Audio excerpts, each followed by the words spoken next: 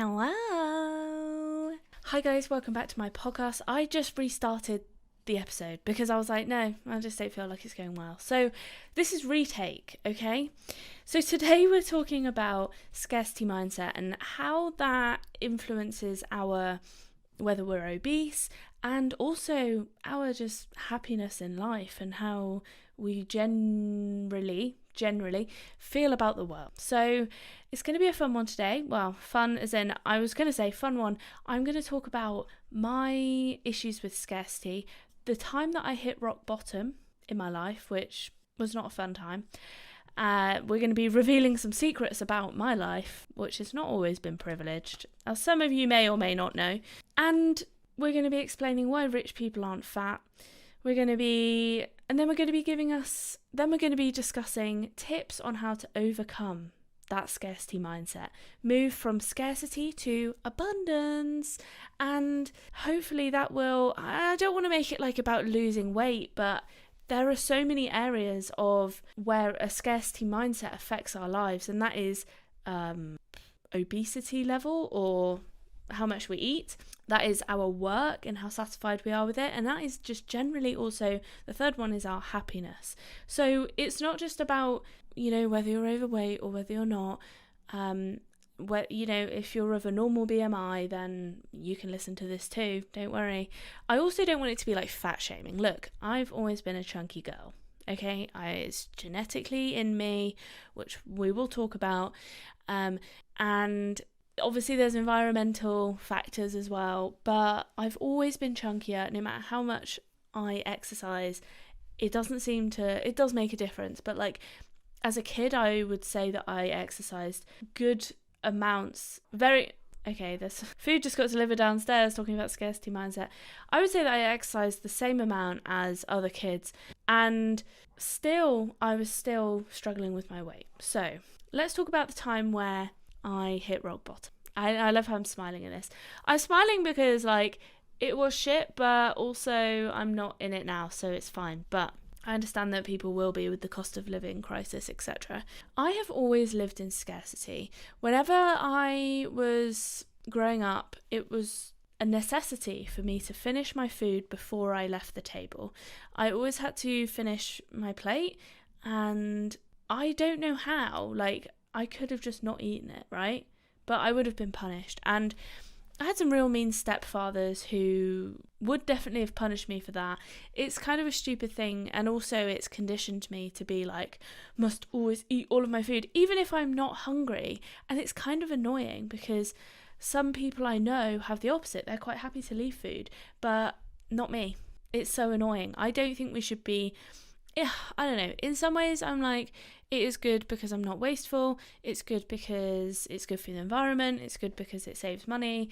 But also, I want to stop when I'm full. I don't want to have to keep eating, but it's conditioned within me. I can't stop. So, okay. I've always lived in scarcity. I would say I haven't had a rich family or upbringing whatsoever. My mum had 2 jobs when I was growing up. And then when I was 16, I became estranged from my family and I went on to benefits, which for those of you who are not knowing of the UK benefit system, for some people it's quite good. So for people with kids, you get quite a lot. The more kids you have, the more benefits you get. But for someone who's single and I was young and I was in education, I really didn't get that much at all.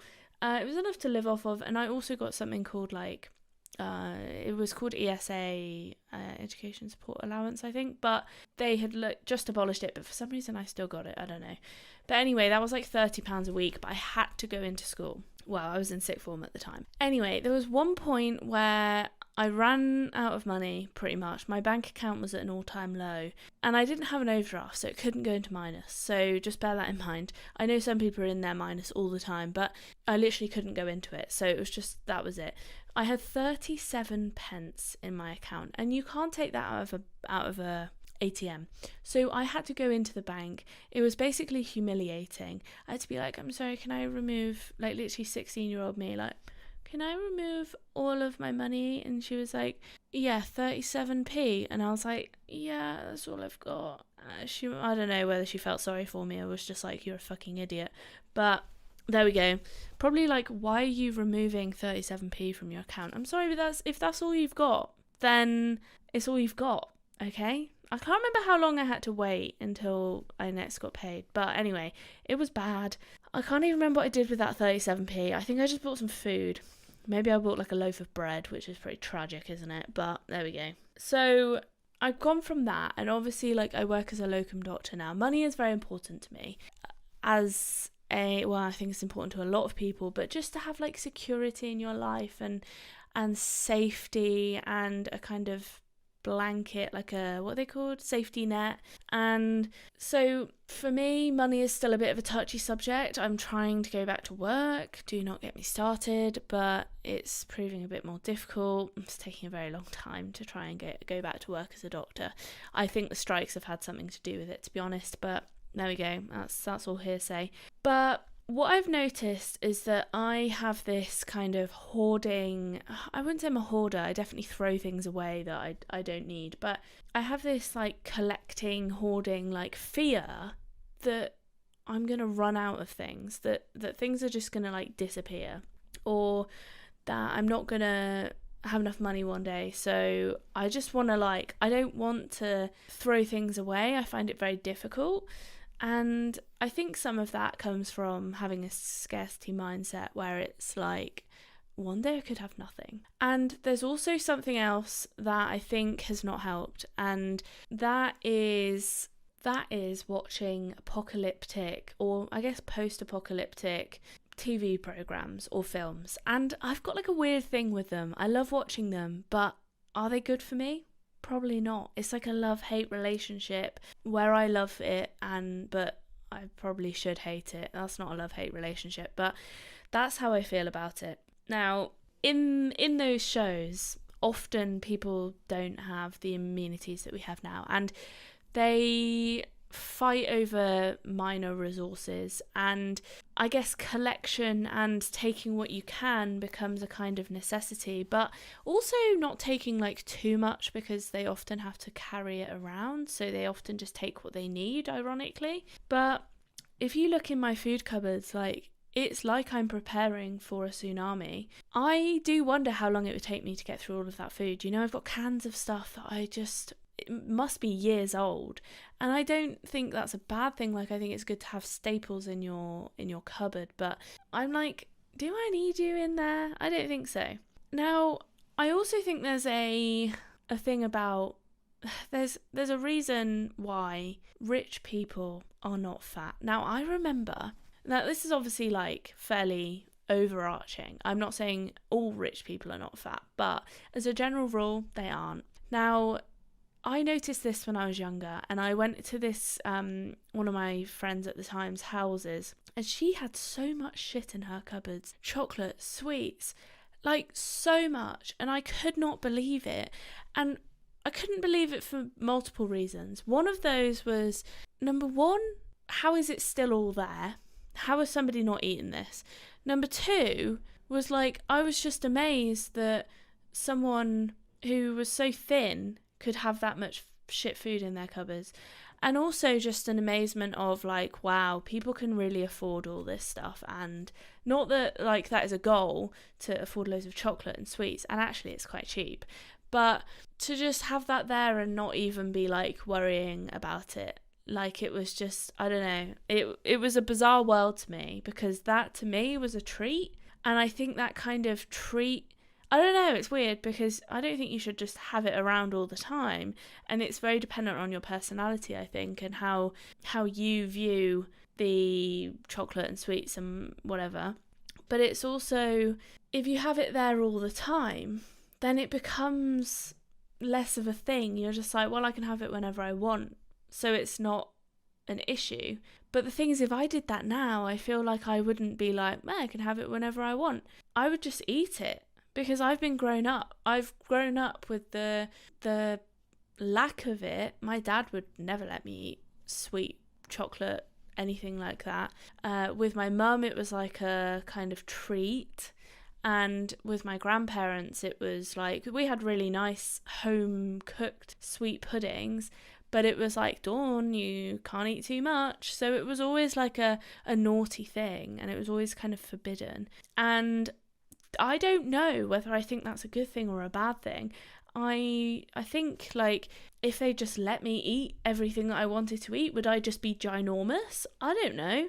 But if it had just always been there, like, would it have been and not been like a treat if it was just always available? Like, would I have always been wanting it?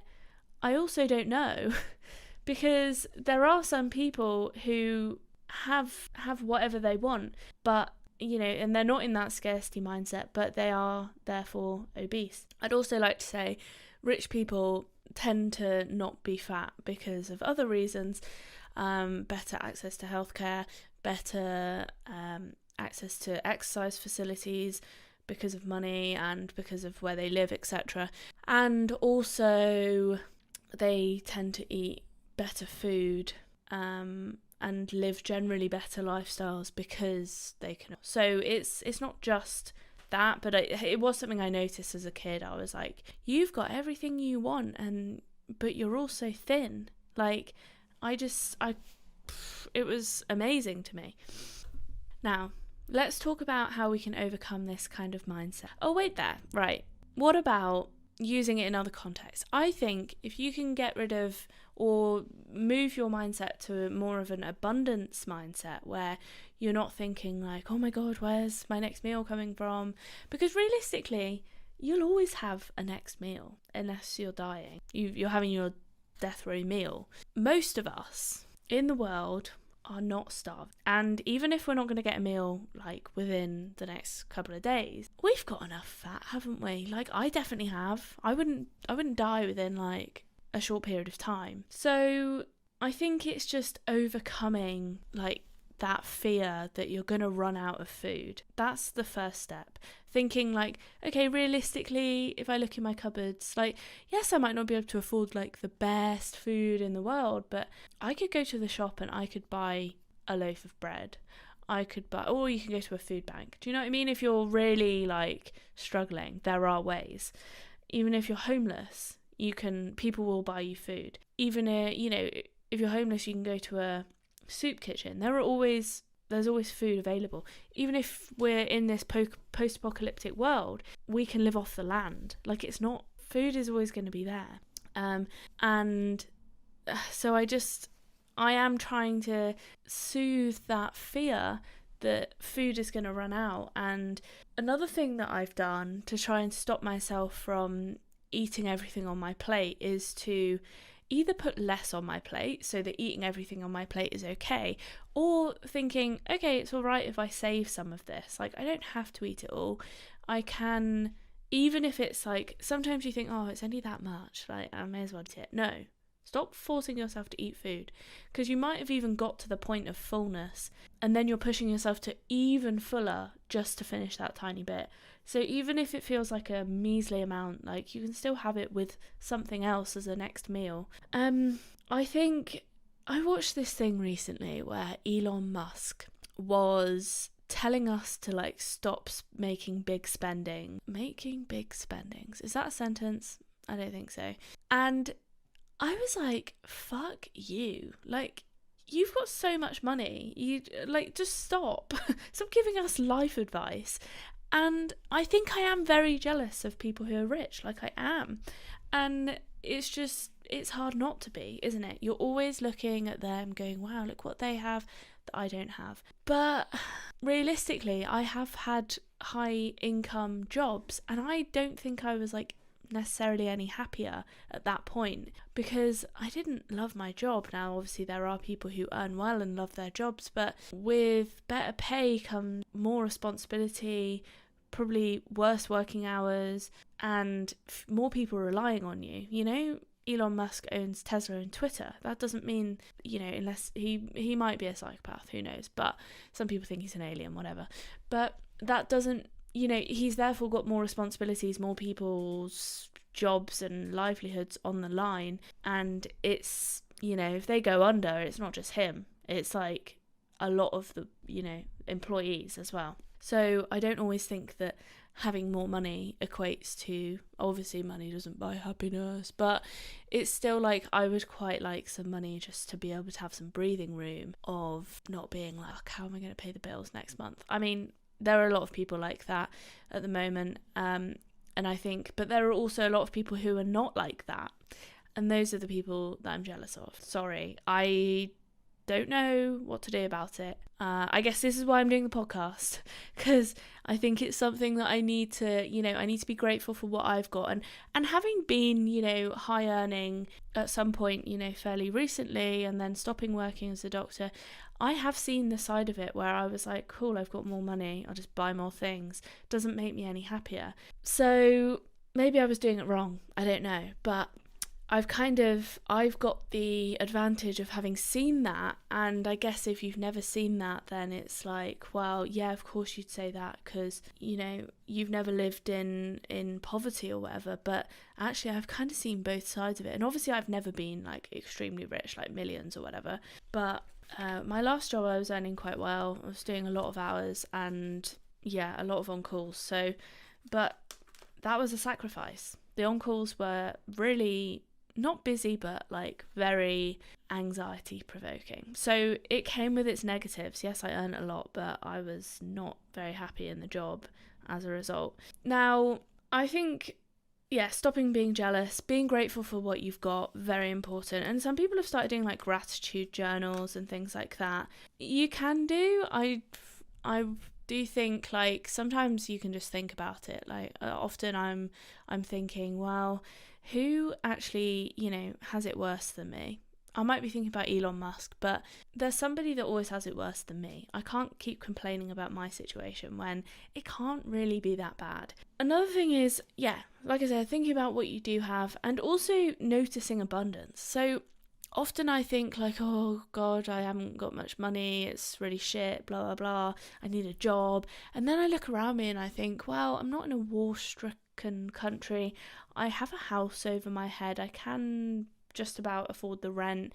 I am able to buy food and like nice food as well, not just like bread and canned food. And I can still do the things I want to do, and I am trying to get a job, and I guess I am employable, but it's just taking a long time. So I'm just trying to notice the abundance in my life. And if we're talking about food here, it's the same with food, Oh, I just said it, I can go to the shop and I can buy food. It's not as though I'm struggling to make ends meet in terms of food, and if I were, then I guess I'd have to cut back on some non-essentials, or try and do some other little odds and bobs jobs. But we're not there yet, okay? My biggest worry is paying the actual bills, because they are expensive, especially rent. It pains me significantly. I really wish it wasn't that much, but here we go.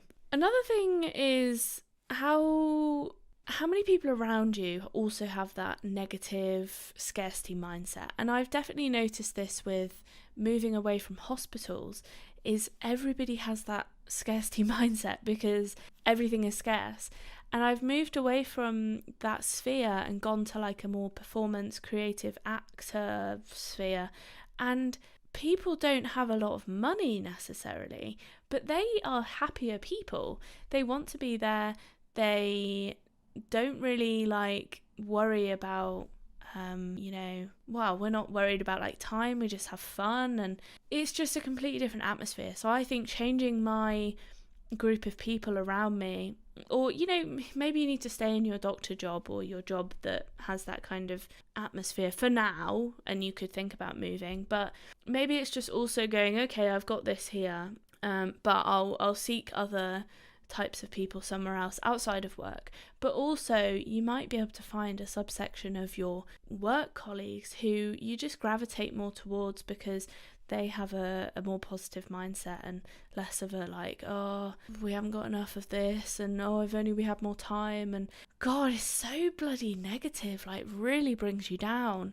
I think finally, just to conclude, this is quite a short episode today. I'm sorry guys, I've left it really late. I'm very tired and I'm struggling, to be honest. I'm hungry.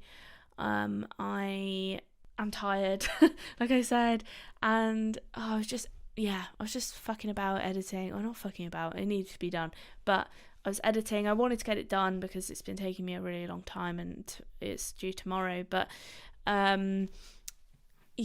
so I am Strugs. If you haven't watched my YouTube channel, by the way, it's at Dawn Barlow, obviously on YouTube. Videos 3 times a week at the moment until I go back to work, and then that situation's going to need to be reevaluated because I'm going to be scarce of time. Okay, we'll see, but especially with the editing I'm doing at the moment, it's quite intense. But maybe that'll just mean that I shorten my videos and stop like waffling so much. Anyway, the last thing is just to think about how we can share more and compromise and meet in the middle. Now, I remember when I used to go to like buffets when I was younger in particular, and maybe didn't have enough money, I was on benefits, whatever. I found it really hard not to just grab everything, which sounds insane, but I was like, I guess in some way I was like, I need it for myself because I don't have any food. So I was like, I obviously did. I wasn't like starving, but it kind of got to that, it was like a competition. Like I was, survival of how much I can eat and, whether I was going to survive. And it's like an instinctive thing. You watch it with dogs in particular, like my 2 dogs, if one of them has a treat, maybe Bailey doesn't want to eat the treat, but he'll keep it and he'll eat it because otherwise Lila will eat it. It's like this kind of competition for food, even if you're not hungry. So, but what I've noticed recently is just being like, okay, yes, there's lots of food here, but if I don't eat it, then there will be more food sometime soon. Like, I don't need to worry about the food running out. And just thinking about other people as well, like, okay, I'm going to share this with other people, make sure everybody else gets enough. And it is a hard place to like get to, but I think changing your mindset about abundance and about scarcity is helpful, not just in food scenarios. I've definitely found it useful in food scenarios, but also, just in maintaining your happiness, and also in work, just making your work a happier place to be and not constantly feeling like you're, I guess the thought that I was thinking was people are always feeling, oh my God, I've completely forgotten the word. Oh, it's really annoying. Like not undervalued, but I've remembered it. Entitled. There's like an entitlement culture, and I think some of that does come from like a scarcity mindset of like, if I don't get everything, then someone else will take it from me. But maybe we can all just share. God, that sounds so corny. Like, maybe we can all just share everything and be happy. I mean, it is kind of true though. Sorry. Like, I take my savage burn on myself back. Anyway, guys, that was like half an hour. Fairly short for a podcast, but I am dying of many different problems right now. Also, the camera timer's about to run out, so it's fate, basically. Anyway, I hope to bring some more energy to next episode. I upload every Monday and every Thursday on the podcast, and then the video comes out probably about 2 weeks after the audio podcast, and it comes out on YouTube. And also, if you want early access, you can join my Patreon page. If you want to support me, that would be super useful. If not, then you could also not do that, that's fine, but obviously it helps me get better content to you guys. And anyway, thanks guys. I'll leave the Patreon, it's at Diaries of a Doctor 1, I believe, but no, it's not, it's just at Diaries of a Doctor, but I'll leave it in the description. Anyway, thanks so much. If you did like it, then give it a like if you're on YouTube, and leave a rating if you're listening on Spotify or any other streaming platform. I'll see you in a few days. Bye!